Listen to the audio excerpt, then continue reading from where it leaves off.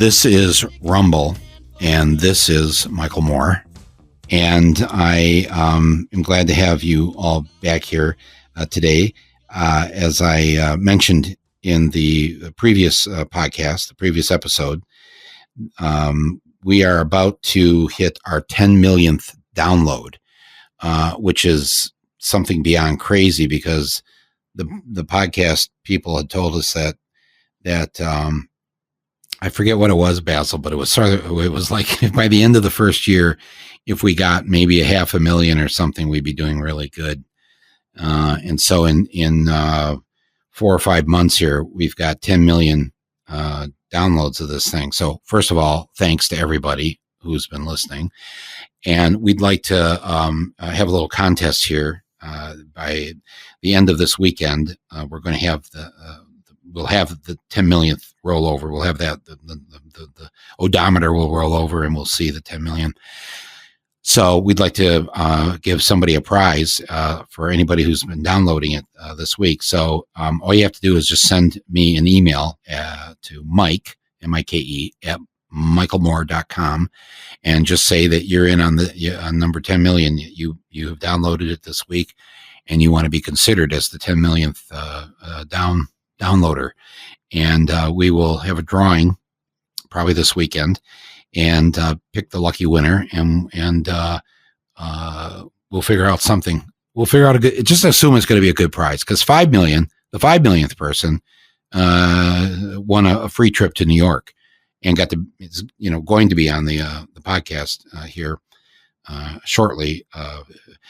She couldn't do it back when we hit 5 million because she happened to be in the Army Corps of Engineers and was running around the country building hospitals for us. So that turned out to just be kind of a cool side story to this, but we'll hear from her, and we'll hear maybe from one of you if you would like to be on the podcast and win the prize, whatever that prize happens to be. Just drop me an email and we'll do the drawing, mike@michaelmoore.com. And that's all you got to do. But do it now, because we'll do the drawing, I think, certainly by Sunday. So that's that. We have as our guest today on Rumble somebody whom I have known for a number of years, known of her before I knew her, because in the state of Michigan, and certainly in the city of Detroit, she's already live and listening right now, so I don't want to embarrass her. But if you were to ask in this decade or two, who comes to mind of the people in Detroit, in the Detroit area, and a number of them do come to mind, who have fought for the people, fought the moneyed interests, who do not have the rest of everybody else's interests at heart. Who was that fighter for the people? And in this case, one of the first names, if you asked anybody, especially in southeastern Michigan, who that person would be, they would say the name Rashida Tlaib. And that is who is with us here today. Rashida, you're the only one that says my name like that.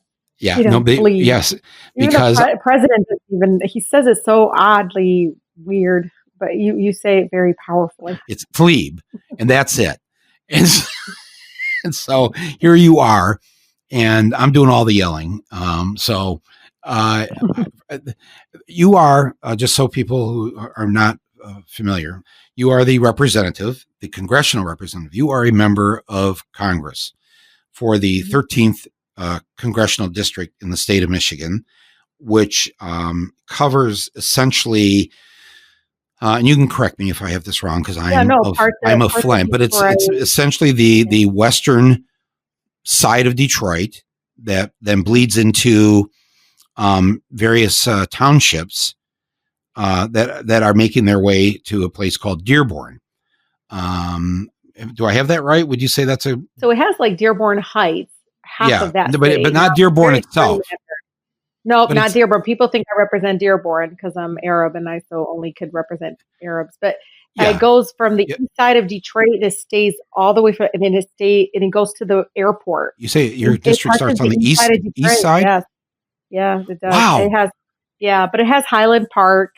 It comes across, it's really odd. One side of 7 Mile is in my district, the other isn't. It's very gerrymandered, so I'm really looking forward to the Man, the knife was redistricting taken to this process. district. Yeah. Wow. Yeah. It's so odd the way it like pops off of the river. Like it doesn't even touch the riverfront, and the way parts of Southwest Detroit is cut up like completely in half in certain areas. It's very odd. There's like rectangles of neighborhoods. Again, it's the art and the failure of gerrymandering, where certain communities are cut up the way they are. But here's what's interesting, certainly to those of us from this area, is that is it safe to say this is a majority Black district, majority African American? Oh yeah, it's close to 60% African American. 60%, okay. Yeah. And what percent of it would you call white? They say between 30 to 40%, but there is about 5% Arab, probably same for Latino community. But yeah, I would say 60, 30, maybe 5% Arab, 5% Latino. But okay, so right. I think the census is completely off as usual from 10 years ago. A district that's 60% African American and then at least 5% Latino, so there's 65% there. Elected, so the district is only 5% Arab American. Elected a Palestinian American to represent them. Please explain. Yes, You're always so funny. Look, I was born and raised in Detroit. I always, center the work that I've done all of these years is in the Wayne County communities. So I think for so many of my neighbors and residents, they see beyond me being just, the Muslim, or, for them electing me wasn't, let's make history and elect the first Muslim woman or the first Palestinian woman. It was, we want that girl. She's not going to sell us out. Isn't that the one who took on Maddie Maroon? Isn't she the one who jumped over fences and got some samples of petroleum coke that the Koch brothers decided to dump on the riverfront and didn't give a shit about people's public health? So it was more of, around my actions and the fact that I think, Michael, a lot of my residents, I have the third poorest congressional district. So these are frontline communities that have felt the impact of environmental racism, have felt the impact of dirty air and water, have felt the impact of the economic divide that's really shown its ugly face during this pandemic. All of that to say they really wanted someone that wasn't going to waver or be, bought from, corporations. I was the only one that was running that wasn't taking any corporate PAC money. And so I think they were like, yeah, we can't pronounce her name, but, she's at least not going to sell us out as soon as she gets to Washington, D.C. Yeah, well, nobody would assume that of you, even if their politics even might be a little different or whatever, they know that you can't be bought.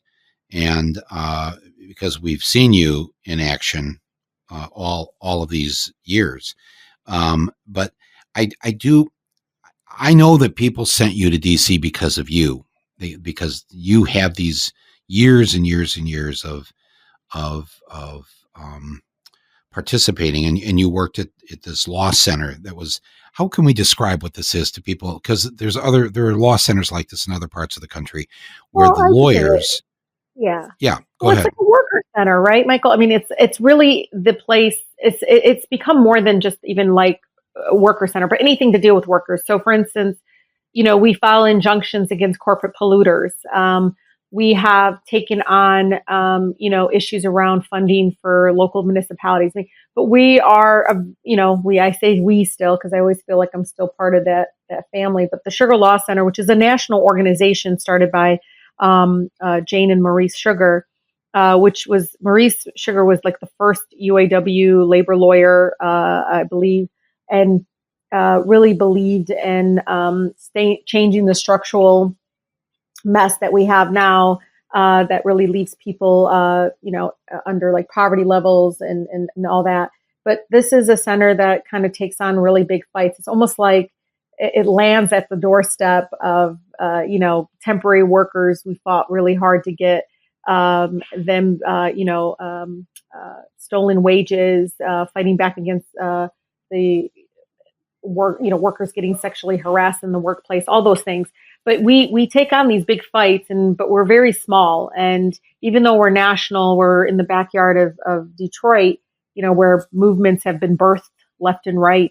I feel like in so many ways, what Sugar Law Center is an extension of kind of the belief that Maurice and Jane Sugar felt, that, just because you may not have billions or millions of dollars in the bank, you still deserve human dignity. You don't deserve to breathe dirty air. You don't deserve to be felt less than at work or feel unsafe at work. So it is really one of those community-based organizations that has, helped build even capacity for other organizations. I mean, we filed these Freedom of Information Act on behalf of so many organizations that revealed, like, Detroit homeowners got overtaxed by $600 million, Michael. I mean, again, many of these local groups don't have the capacity to do that, but Sugar Law Center comes in and is able to push back and say, nope, we'll do it for you for free. That's why we were established to do this. And yeah, we fight back against all these forms of oppression. It's a wonderful thing to have. I mean, like, for years, if you're a New Yorker, people remember William Kunstler, but and his I forget the name now of his sidekick, but we have this. But this is like a center of Kunstler's and all the lawyers who fought for the Farm Workers Union, who fought for Wounded Knee, who fought. It's like this is all in this sort of one place, and it's like anybody who was in any kind of trouble like this knew that the lawyers, you and others, the people that work there, would be there to fight for them.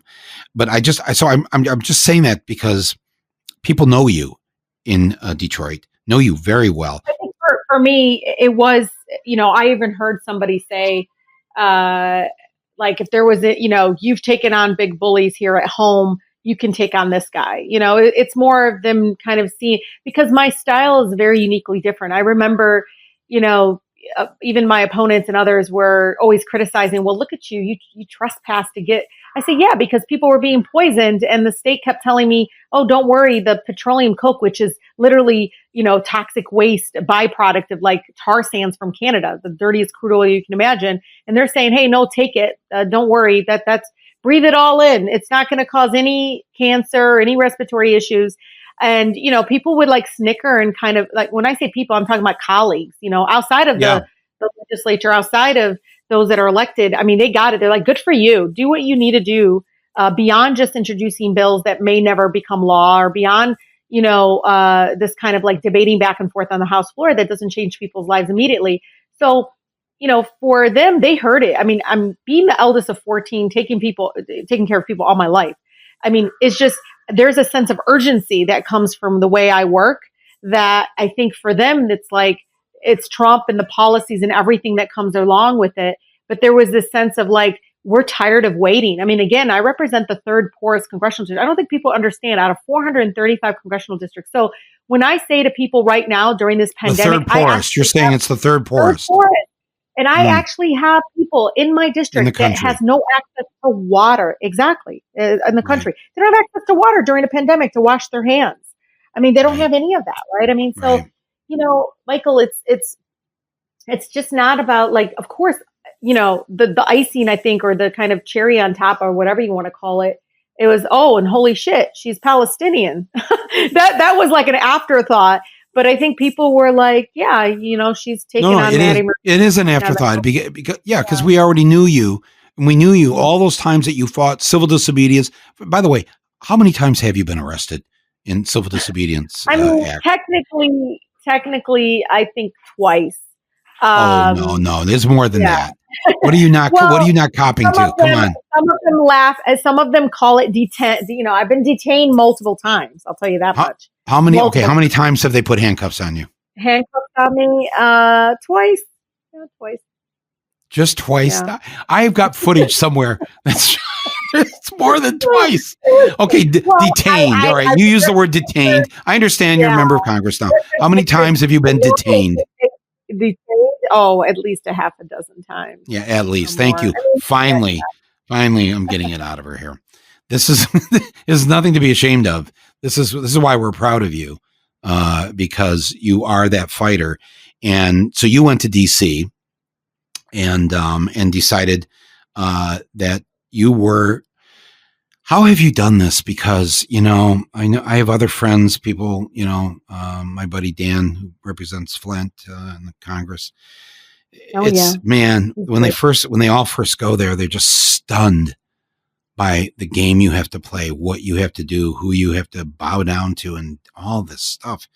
And, and yet you have kept that wonderful smile on your face. But I know deep down it just the struggle of it, how in these 2 years, how have you been able to maintain in spite of all the BS that you have to deal with?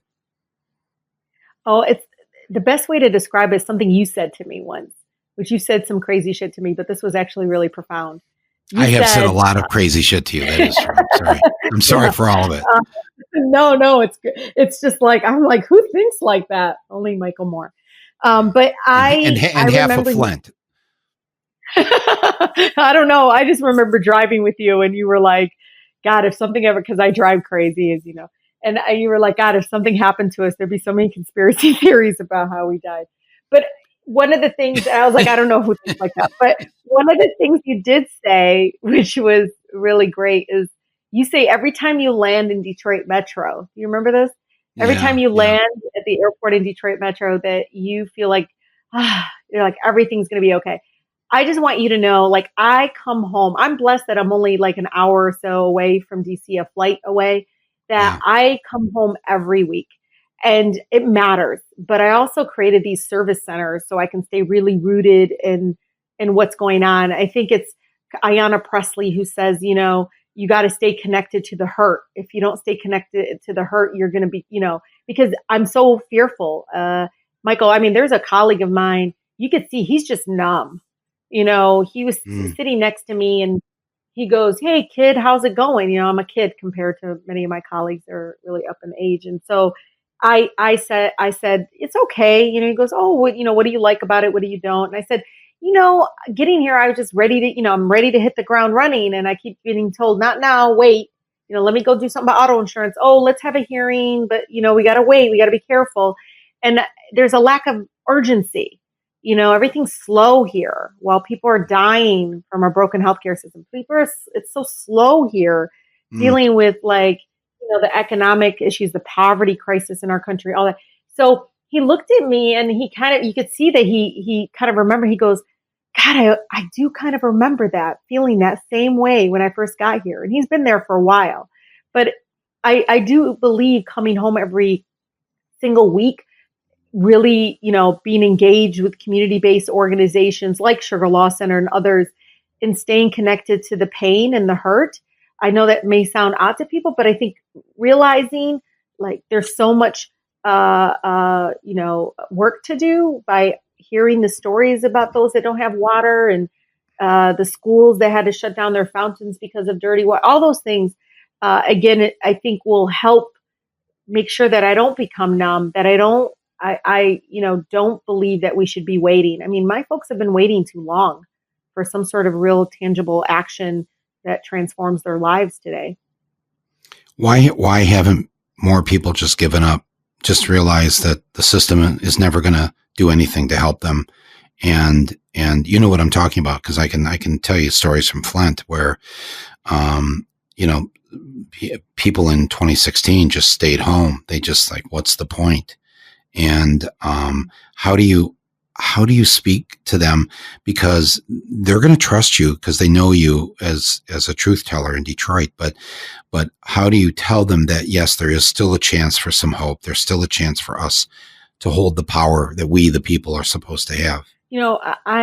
I remember the teachings of Grace Lee Boggs, who said, transformative change doesn't happen in the halls of Congress. Some of the most transformative things didn't happen because, somebody in the White House decided it was critically important. It was because the streets demanded it. But I also tell them, don't you want to live, really live? If you really want to live, you got to fight for that. I mean, don't you want to breathe clean air? Don't you want to be able to not worry about where your next check comes from and not worry about your boss firing you, not having health coverage, all those things? They win when we give up, when we become indifferent. But I think of things that the labor movement did. And, here in Detroit, we birthed it. We every corner is a reminder of it. We weren't able to get the workplace for protections, but for the fact that we organized workers, we would never get retirement. People will never talk about the things that we were able to do. And many of these workers are the ones, if it wasn't for them, we would have never had the Clean Air Act, and all of the things that I think really transformed, our country. But now, I do think we, not only my colleagues becoming numb, it's like when the people become numb, that's when we're losing. So we got to push against that and say, and I always tell them, I always personalize it for them and say, don't you want to really live your life? And when you're fighting and you're demanding more, to me, that's living. That is like saying you deserve better. What is it about Trump this week where he's been this way for the last few weeks? Liberate Michigan, all these attacks on Michigan. What's the obsession?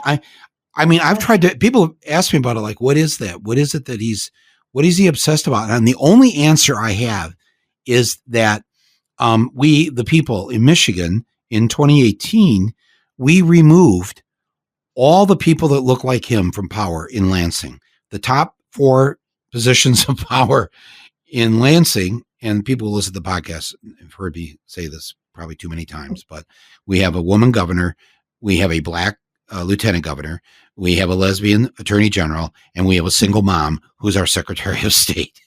And that's who's running in Michigan. And this has, somebody told him this. Maybe he was listening to the podcast when I said it, when I put it that way, but it fried his brain. And the fact that 2 Democratic women in white suburban Detroit kicked out the Republicans who represented white suburban Detroit. Now it's represented by women, 2 women, more women, binders full of women.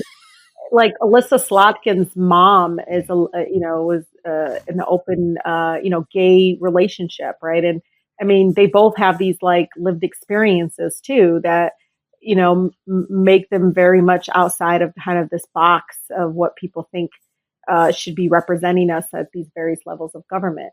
But, look, today I called him President Incompetent. I try not to do the name calling because it seems to distract people from what needs to be done. But at the same time, I feel very much pushing against him, especially when he threatens to take money away that would save lives. We're trying to help people be able to vote by mail. And, it's threatening to him. It's democracy threatens him. The people voting threatens him. Women in power threatens him. He's so threatened by the fact that, more and more of us are, not sitting on the sidelines. We're running for office, but we're also speaking up.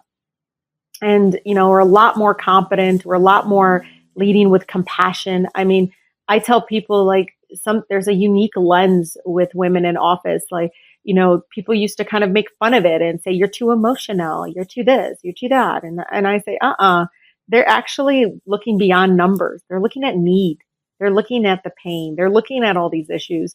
And that lens is powerful, especially in this environment where, like I said, there's a sense of a lack of urgency. I think for many of us, all of us very much moms or daughters, or, we're always taking care of people around us. And we're very, I think, thoughtful and smart about how we represent and speak for many of the people that elected us. And, he can't fathom, he can't control us. It's a control thing too. I can feel it in every tweet. It's driving him crazy somehow. And then on top of the people I mentioned, there's you. So your district was represented by John Conyers for decades. And so now you represent that district. And it just seems like, I don't know what it is, but but I'm glad, you know what? I'm glad that it's rattled him. Nobody bothered to tell him in this tweet from yesterday or the day before when he said that the Secretary of State in Michigan was election fraud because she was sending out absentee ballots in advance. And he doesn't know that we passed a constitutional amendment 2 years ago in the state of Michigan, making it the law that all voters can vote by mail. Anybody. There's no such thing as the absentee ballot anymore. It's everybody gets to vote by mail if they want to, and you don't have to have a reason. And we got rid of the thing that they would do when you go to vote and they make you try to prove this or that or whatever. You don't have the right documents and they turn you away. Can't do that anymore in the state of Michigan. That's against the law. And then we made gerrymandering illegal, essentially, because our new constitution now, this amendment says that there has to be a commission that's set up every 10 years that decides, and it has to be nonpartisan. There's no more, drawing the map to favor your party or whatever, or to draw it to favor certain races. And the Republicans are trying to literally defund the whole commission, which is ridiculous because it was so overwhelmingly supported to do an independent commission. It's interesting because when my first year in office in the legislature, it was a Republican that introduced a bill to create an independent commission prior to the ballot measure. It's unbelievable that something that I thought was very bipartisan supported all of a sudden now becoming partisan. Again, it's the threat. Like they know that more people want to see, government be about people and not corporations and not the very few that I think will continue to be disrupted. The only reason that this constitutional amendment passed in 2018 was because Republicans voted for it along with Democrats. It was obviously majority Democratic, but I think it won by 61%. It was a landslide of Michiganders who said that there should be no more voter suppression and we need to make voting, easy for people, not hard. And Republicans and Democrats agreed with that. And now here we are 2 years later, and they are going to. Are you worried at all? Do you think there's a chance that Trump is going to try and not have this election this year? Try to postpone it? Try to use the COVID-19 as the reason? I'm worried about this, and I'm not even in the paranoid pool here. You have actually one of the people that continue to remind me never to underestimate him. And I think we continue to underestimate what he's capable of, and his minions following him. I sat next to a Republican senator once, and he, the president came up on the stage, and they could see that my body tense up. I get kind of holding my breath because I know he's going to say something that I think promotes violence, promotes division, and he leans in and he kind of whispers to me, I pretend I have, muffles on my, I pretend that I can't, I have these things covering my ears so that I don't hear him and pretend he's not speaking. And I've looked at him and I thought to myself, then why didn't you vote to impeach him? Why are you continuing to enable him by saying nothing when he continues to promote things that are very lawless, very unconstitutional, very much goes against, I think, the very essence of our democracy. So it's really interesting where everybody's like, oh, that can never happen. I said, I don't know. He bribed a foreign government. I think anything is possible. He did it and nobody held him accountable, right? Other than the House Democrats. And oh my God, I can't believe anybody would say that this. Look at just the last week. He has removed five inspector generals in the Defense Department, in the Secretary of State's office, in the people, the person that was looking at how the PPE, the protective gear wasn't being handled right. The person that where the whistleblower came to on the whole thing that led to Trump's impeachment. He has removed the watchdogs, the oversight people, so that he can just do what he wants to do. And there's been no uproar about this. I mean, in part because most people's minds are on making sure they don't die, or a family member doesn't die right now in this pandemic, or how am I going to pay for things? When am I going back to work? Is there going to be work? What about the kids and school? This is what is occupying everybody's mind, and a perfect time for somebody, what does he call himself? A very stable genius. So a perfect time for a very stable genius to act, to remove the watchdogs, to remove these parts of our democracy that keep it a democracy, and corruption out. I mean, it's so corrupted. Yes. You have a crooked CEO in the White House. It's corruption left and right, and everybody's just watching it happen. And it's so frustrating because we're constantly told, okay, let's not focus on him. Let's focus. Oh, great. I want to focus on, all of us do. I think people are so, because it's so toxic. It's so, I mean, look at me. You can probably hear my breathing change because I'm so angry. I don't know if it's the mom in me, but listen, this guy needs a timeout or something. I mean, he needs to be put away from this like position of power where he's, to me, and very much creating irreparable harm on so many of our folks in different programs and things. I mean, one of the first things he did when COVID, when the pandemic kind of came about, first thing he did that week was, we're going to go ahead and EPA, they issued like an executive order of some sort. We're not going to enforce Clean Air Act or the Clean Water Act. EPA, right. You can. I'm like, what does that have to do with if more than anything, you need to be doing that more? It's like, is he doing it as a favor? What's going on? There's all these contracts being issued, the commingling of the Trump organization versus the administration, all of that. Again, and it creates sets a precedent, in so many ways, Michael. I feel like it continues to get away with this dangerous precedent of, oh my God, when is the next crooked CEO, billionaire going to run that is going to do the same thing? Because we've shown him that you can get away with it. That we don't have to worry about it. That it's very much.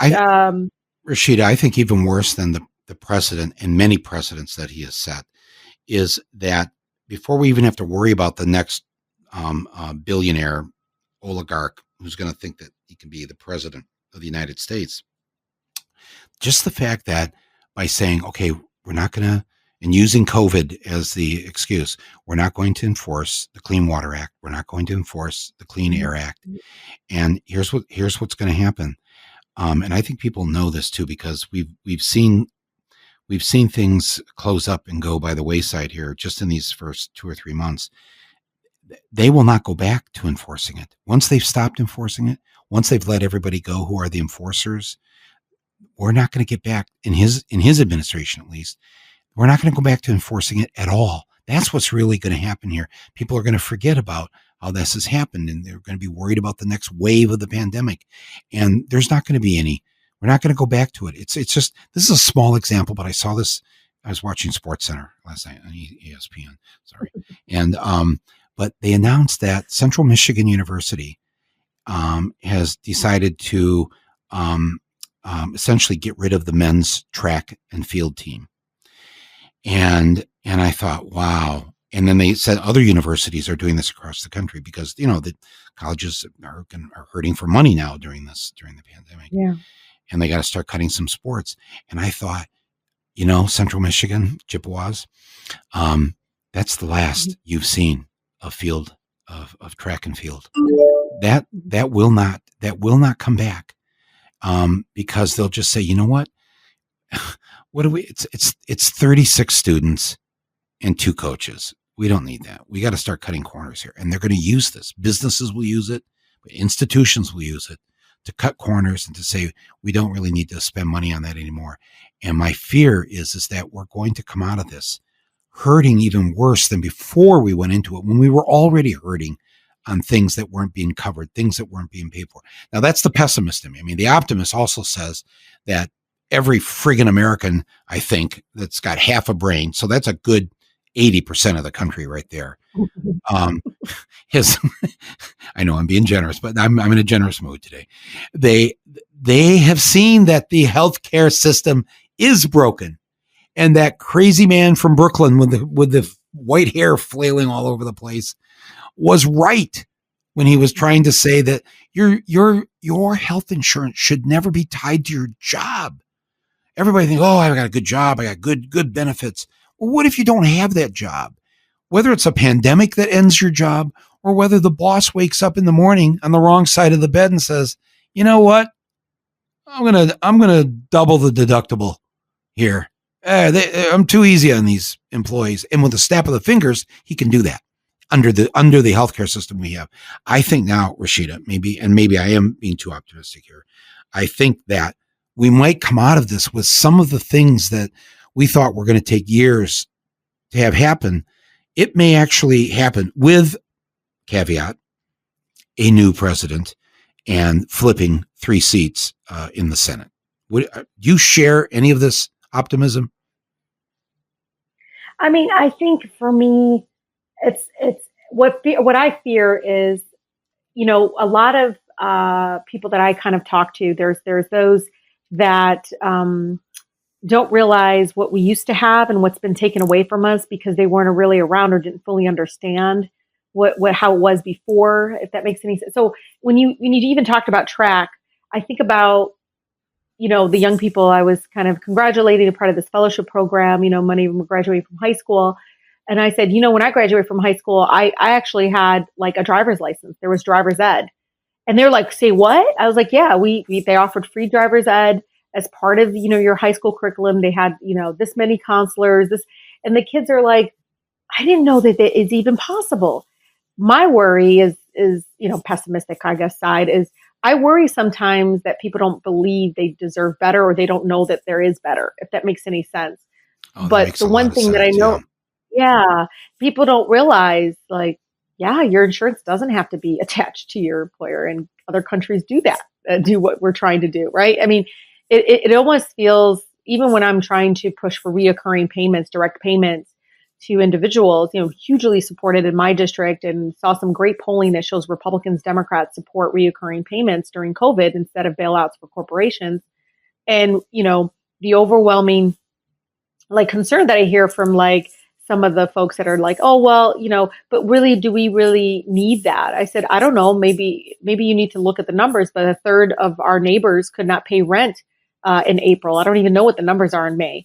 And then, I said, do you know that close to 35 million or more have, our unemployment benefits? Some are never going to have a job to go back to because of this pandemic. That's how bad it is. And just even talking about the student debt, everything. I mean, when people mention how much tuition was and how there was all these kinds of grants and things, that college was so much more accessible, these folks are like, I can't believe it used to be like that. I'm like, yeah. And it just kept getting worse. And that's, so for me, I worry about, one, people really truly not believing they deserve it, that it's possible. And two, that people don't realize what actually was even taken away from them, from public schools to what happened in the healthcare industry, where, I watched DMC right here in the backyard, Detroit Medical Center, turn from a real nonprofit or, hospital to a for-profit, collaborate, literally this Tenet's company. It's called Tenet, own, for-profit entity. You could see it's run like a business. It actually is not even lucrative right now for them to take care of, people with COVID. So they have to have all these other procedures and all these other things. And people don't realize, guess what? That's really not a nonprofit anymore. It's actually run by a for-profit, that company and corporation that looks at numbers, not quality healthcare, not need, not saving lives, right? And so people don't realize, yeah, DMC changed, because people are like, it seems so different, Rashida. And I said, because you don't know, behind the curtain, the whole system has changed. Up front, it looks like still it's like a nonprofit. They say they're a nonprofit, but behind the scenes, it's run by a for-profit. So again, I think, there's so many layers to what we're talking about, Michael, but the main point is that these things happen, and they happen quietly, and the people don't know. And then I'm sure there are people listening to this right now that just said to themselves, and these are educated people listening to this podcast, what do you mean no Clean Air, Clean Water Act enforcement? What do you mean? Well, that's because 95% of turn on any news channel, it's the coronavirus. And it's a perfect time for these people, these bastards. I'm sorry to use that language, but I'm just, for them to get away with this stuff. And I worry. It's a lack of compassion or even empathy from them, right? In Detroit, even now, as these so-called Yeah. What's been going on though in Detroit? It's just been heartbreaking to see. I mean, I got stuck. I was in New York when this started, and I have an apartment up in northern Michigan where I live, and then I have an apartment here when I work in New York. And so I was working, and the lockdown started when I was here. So I've been here, but it's been heartbreaking to see how many people have contracted the virus in Michigan, and especially in southeastern Michigan, and how many people in Detroit have died, and the percentage of people of color who have died has just been unbelievable. And how are you dealing with this? I mean, it's so got to be painful. awful on God, you. You're there, you're so representing painful. them. Yes.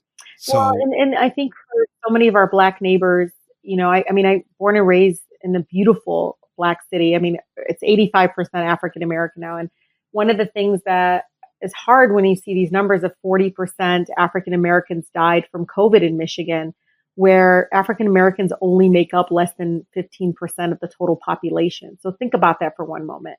wow. And, that is incredible.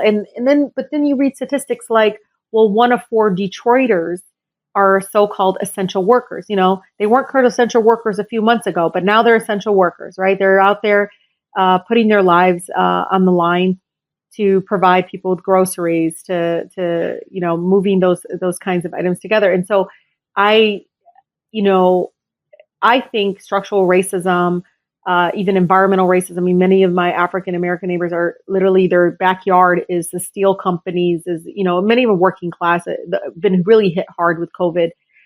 So many pre-existing conditions, all those things that are happening now. And, COVID has shown the ugly face of that type of structural racism. And so many of the advocates that we spoke to, we just had this amazing conversation with national advocates like, Dr. Cornel West and others. I think even Dr. West was like, everybody seems so surprised. But what do you expect when this is what happens when you oppress people, when they're not given, equitable funding for education, equal access to the same jobs that, anybody would want to be able to have access to, all those things. But the stakes were so much set against so many folks already. It's just really hard. I cried when I had to call. I mean, it was the hardest call I had to make was when we lost the youngest person in Michigan, a young African American 5-year-old girl named Skylar Herbert. Yeah, and her father was a firefighter, her mother a police officer, both considered essential workers, first responders showing up at work. And when I picked up the phone and called over there, the grandmother answered. And Michael, I said, "Hey, it's Congresswoman Tlaib, but just want to check," and immediately just broke down. I cried, and we cried together. And just the parents thinking, God, they might have brought something back to their child, right? And the fact that, but because of what happened, then finally everybody's like, hey, maybe we should be testing all first responders. Maybe we shouldn't be asking for prescriptions as a requirement to get testing, which is a huge barrier. A lot of people don't have primary care doctors, Michael. I mean, so when people say a lot of these, well, you can go get tested. It's like, no, there's all this bureaucracy and stuff that's set in place that really excludes people. So that's why I've been a big proponent of like mobile testing. I've got a few. I got to go to one tomorrow at one of my senior centers that's predominantly African Americans, and getting everybody tested. But it is really heartbreaking. And even talking about Skylar on the House floor and talking to people about the fact that we really don't understand this pandemic enough. Where first they said African Americans couldn't get it. Do you remember that? Then they said children couldn't get it. Right. Then they said, all of that is completely every single theory that has come out of this incompetent president's mouth and all of the folks that are around him, advising and giving. I mean, this information is just awful. It really, it really killed people. And I really believe that. I believe we could have saved lives if we just spoke the truth. We don't know. Be cautious. That we recognize, the racial divide about access to healthcare and the fact that the economic divide played a huge role for so many of my Black neighbors, again, that, still had to show up to work with no masks, for a long time. We had to fight for grocery store workers, Michael, to get masks and gloves. And they were asking for it before anybody demanded it, right? I mean, they were like, hey, something's wrong here. We really would like some masks. So it's just really hard to watch it all happen. I think a fellow activist on the call that we did about how Black communities across the country are impacted said, when does it stop? When do they stop seeing us as being disposable? Mm-hmm. And it just broke my heart. Yeah. And especially I try to explain Detroit to people who aren't from our neck of the woods, and growing up, especially, even though I grew up in and around Flint, the idea of going to Detroit was really it was almost like going to Oz. Mm. It was like both Flint and Detroit were sort of they were a working class paradise in a way. I mean, they had their problems, or lots of issues and things over the years, but it's still, I think anybody who's part of the Detroit or Michigan diaspora that exists across the country, because you run into everybody, it seems, somebody, if back in the days when I would travel or tour, and there's a fondness that people have and a memory that they share about the city of Detroit and what it has given us and what it has given the world.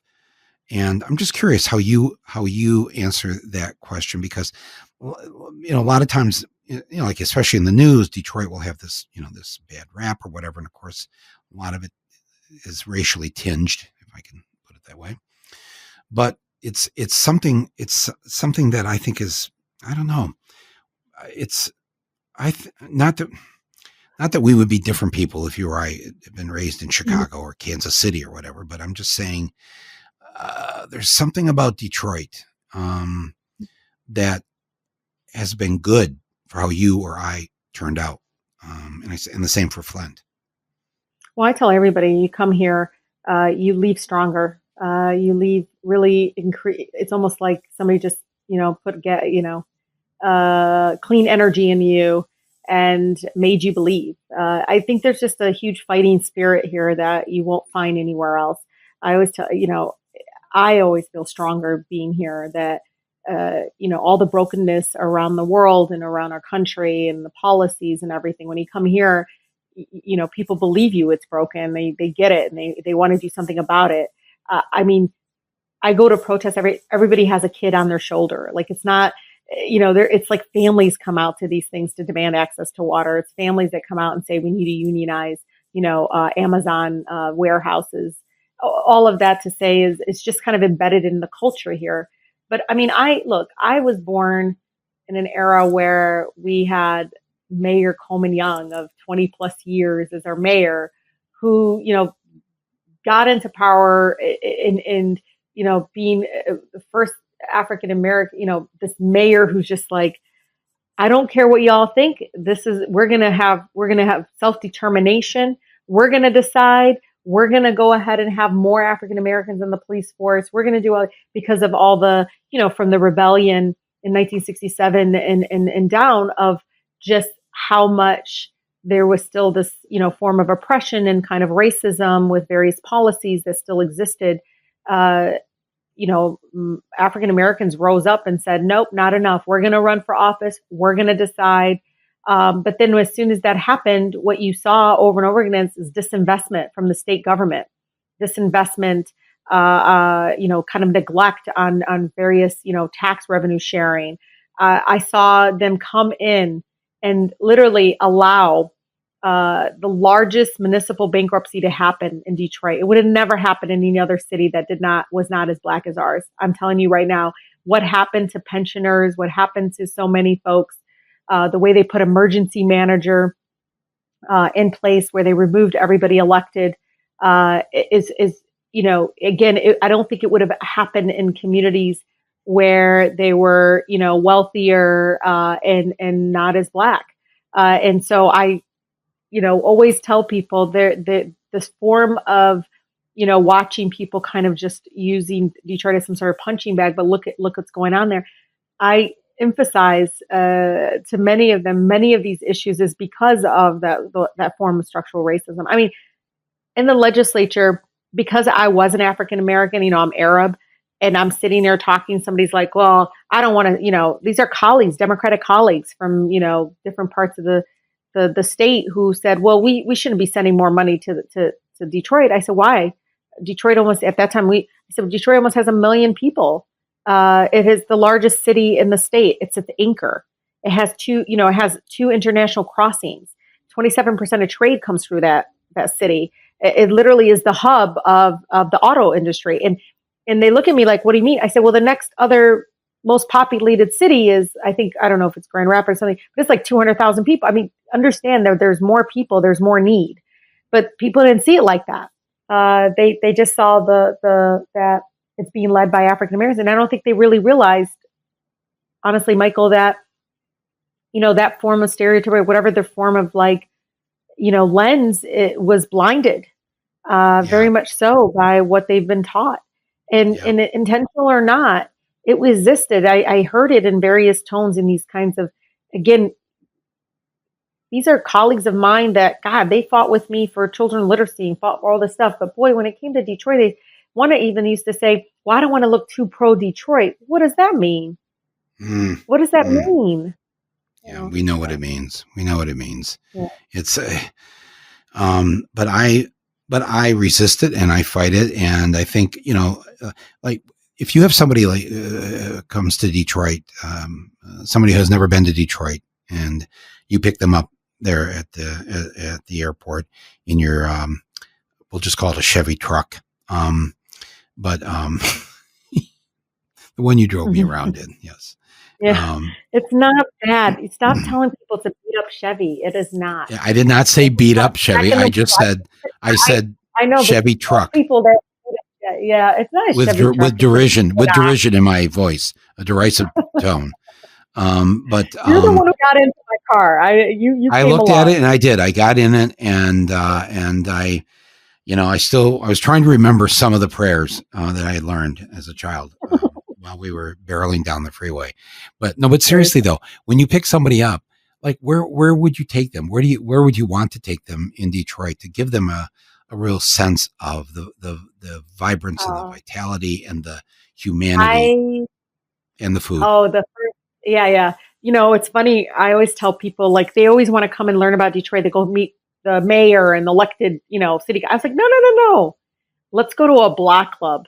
They're like, what? I was like, our neighborhood block clubs are the shit. Like, they are amazing because it is, a lot of them are seasoned residents, retiree auto workers, the lady who, worked. Yeah, they're amazing. I would want to take them there. I mean, I think even just the kind of conversation they have, like, about doing the neighborhood cleanups or talking about up-to-date kind of things that are happening, or, hey, did you see that neighbor did this? Whatever it is, there's something beautiful about that kind of chosen family, right? That you have with your block club that very much meets the spirit of the city I grew up in.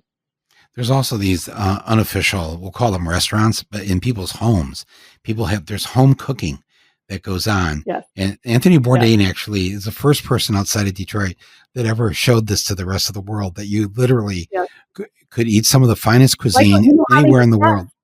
What's that? It's amazing. Well, I was always telling somebody, how people are like, oh, I know the underground scene of music. I was like, oh no, but there's a guy named Jesse Gonzalez from Southwest Detroit who will give you a underground scene of the food, the home cooked meals. I mean, it's amazing. What the underground, I call it the underground just because, it's the kind of only the neighborhood knows which houses are like the makeshift restaurant. But it's great because Jesse will he'll take you from one place to another. The one woman who makes the best, chicken soup, to the next woman who makes the best tamales, to the next. It's amazing. It's incredible. What do you think too? What is it about Detroit, like with music? You brought up music, that they're so so much has come out of Detroit, not just the obvious, Motown, which is huge, but Aretha, who is not part of Motown. But not just that, all kinds of, there's even a form of music now in the last decade or so called Detroit techno. There's a festival in Detroit every year. There's like 1 million people that show up. Oh, it's crazy. I've never seen anything like it. And like, I had never heard of this. There's an actual genre of music named after Detroit techno. But then there's the white rock and rollers, the Bob Segers, and then of course, some of the top people, Jack White, Eminem, Iggy Pop. Iggy Pop's considered like the one of the originators, the godfather of punk music, and Madonna. This list could go on and on, but I'm bringing it up because it's such a diverse genres of music. Yeah. But why Detroit though? Why Detroit? Oh, I don't. One of the things I love, my dad taught me this, Michael. My dad worked at Ford Motor Company downriver in Flat Rock, Michigan. We have these cool names for these different cities.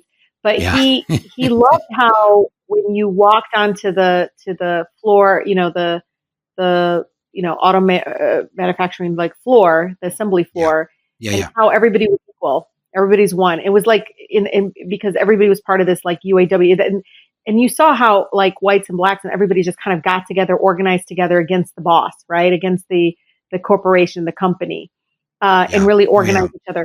It was a late night talk show host, I can't remember his name, was interviewing me, and he said, it was so cool, Detroit, I've never seen white and black folks walking together. And I just thought, poor sad thing. I was like, you see that a lot here. And it's through music and through the various cultures of Detroit and all the fact that the unions, the UAW, very, very early on insisted that the assembly line be integrated. This is way long. This is before the modern day civil rights movement. Told me it changed. It completely changed his even just view, because even versus the things that he was kind of taught. I mean, he only went up to 4th grade education, came to the United States at 19 years old. But even as an immigrant, right? I mean, this is your dad, right?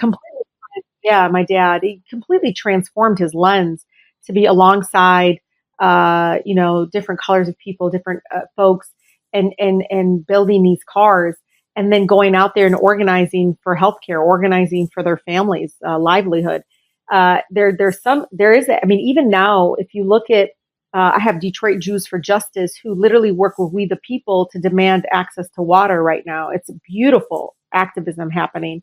But even if you look at Sugar Law Center, it's amazing to see this collaboration, and it's white and black lawyers coming together saying, no, you will not cut people's pensions. You will not pollute in their neighborhood. But I think it's a lot of that is the activism that kind of comes together too. So it's the music, activism, even around the culture of building neighborhoods. It's really beautiful. So people don't realize, people talk about gentrification, but there are certain neighborhoods and communities where, white Detroiters been there forever. They've been part of an integral part of, the culture of Detroit. But they also are so proud, so incredibly proud of being part of this beautiful Black city.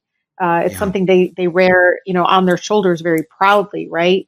Michael, I mean, you feel it even when you talk, you know who's an original Detroiter and who isn't, when, they're not shy about saying, yes, I'm part of this incredibly beautiful city. No, there's no shame. There's nothing but pride, I would say. Definitely that. And same thing in Flint.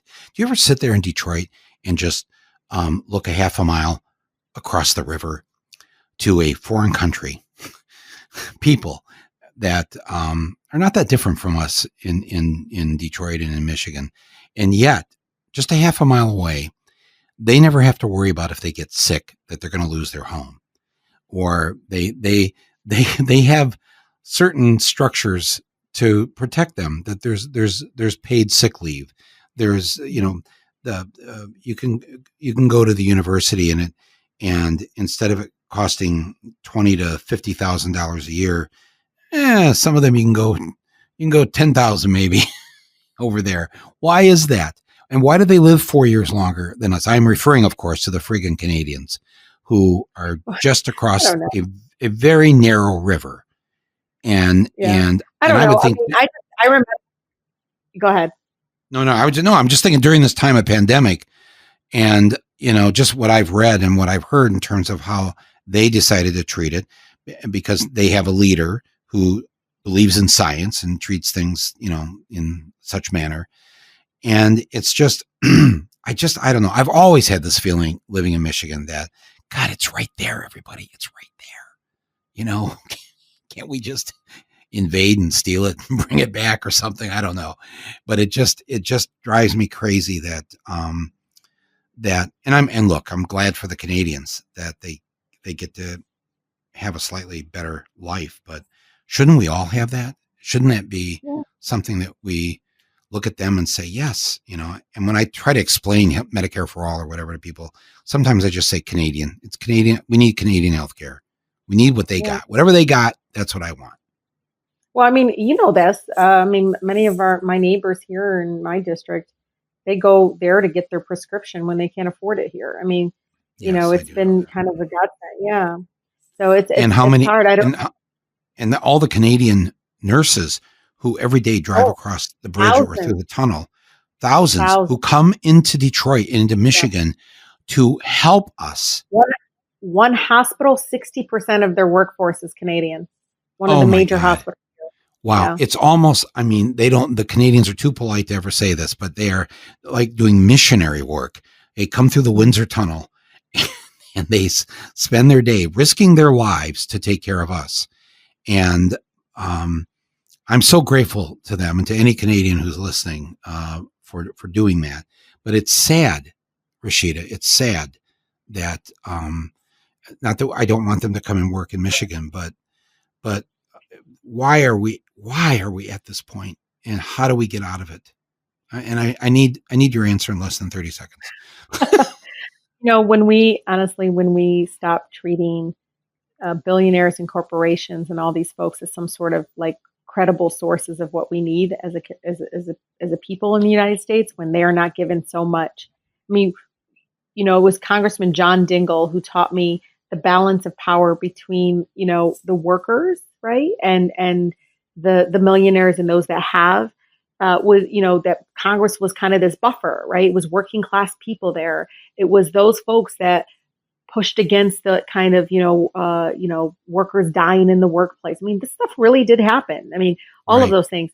He said, now it's, he said this to me before. He goes, look at now, corporations are all of a sudden people. And then I told him, I heard that and it's true, half of the members of Congress right now are millionaires. I mean, they're in an income class that will never, ever truly understand what it means to live check by check, or what it means to have to go into a workplace where, there's been confirmed COVID and you ran out of sanitizer and you don't know what to do. And I mean, these are real life things that are happening to people. But again, I don't think that's going to change until we get more people in there to take out these folks. And, I think it's the first African-American elected to Congress, Shirley Chisholm, used to say, hey, if there's no seat at the table, bring a chair. I'm in the school of thought, no, how about you go to the table, shake the table, butt bump the person in that chair and take the chair. Because I'm at this point not expanding the table as much as, taking that power away from those that have, and getting people in there that fully understand the importance of fixing our healthcare system, fixing all the brokenness that we have across the country now. Just before we go, I just want to ask you, I read something in the paper that you either proposed a bill or introduced a bill this past week to create a civilian or civil service corps. Can you explain what that is? Because it sounded like a really good idea. What are you talking about? The first responder corps? So yes. So I introduced the Automatic Boost to Communities Act, which would give people $2,000 on a pre-charged debit card every month until the pandemic is over, and then $1,000 after that, a year out. What's so great is, so the debit card, pre-charged debit card is now being used by the treasurer, which I'm glad they're doing that. We just now got to get them to commit to, a people's bailout versus corporations and those folks. But in there, we also tucked in the importance of going ahead and getting folks to work, with us as first responder corps, similar to the AmeriCorps and Peace Corps, but really getting folks, and there's huge support for it across the board from Republicans, Democrats, outside of the halls of Congress, of course, but in the streets, people believe that direct human contact of having folks going to the people and the most vulnerable communities, some of the hardest reaching areas, from rural, Michael, to urban communities. But there are too many people, especially during this pandemic, that are never going to get access to information because they don't have internet, because they don't have a TV, all of those things. And as a community, again, being the third poorest, I've been to some of those neighborhoods where I go door to door, and some people say, oh, how can they live like that? But that's the reality of poverty in our country. And it's true. It's real. I have an elderly couple that has to, get water dropped off at their home because they can't afford water. It's become unaffordable because of the for-profit entity coming in and swooping that up.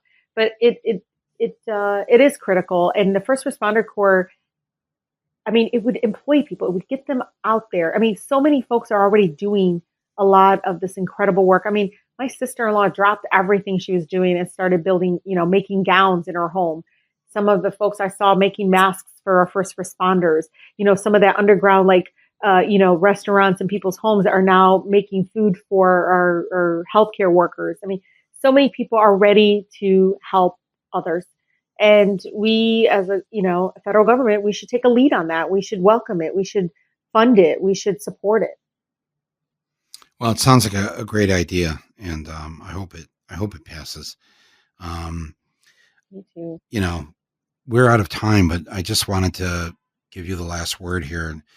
If you have, I love the idea of butt bumping somebody out of, especially some billionaire, out of their chair, and having that being taken over by the people, any person, frankly, at this point.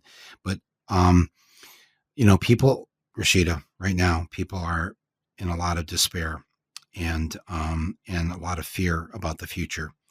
And I'm not asking you for some happy talk here. But I guess maybe I'm just asking for it. I want to know what to do. I want to know what we're all going to do. Yeah. What I've been telling my residents over and over again is, when we show up for each other, we save lives. And showing up can come in all different ways.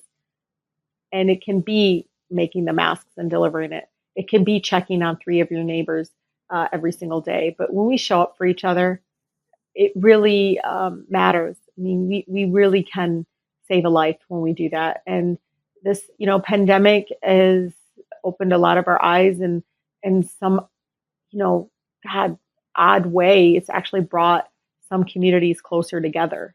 And even though not physically, people are leaning on each other, and it's been really inspiring to watch. But I just hope people in 2020 understand that it's showing up for each other. I don't care if it's showing up at the polls, it's showing up to, demand that somebody supports a First Responder Corps Act, or if it's showing up and saying, hey, how come this, I go into stores and I'm like, how come the worker doesn't have a mask? Are you not providing a mask? And again, I'm, as a customer, knowing the power I have and walking into space and thinking, well, I want to make sure that I'm protecting every single person or neighbor when I go and spend my money there, or again, not doing it blindly. I think when we do nothing and we stay on the sidelines and just wait for something to happen, people are going to lose their lives.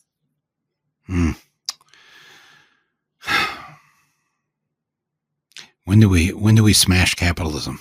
I don't know, Michael. We're working on it. We're doing our best, right?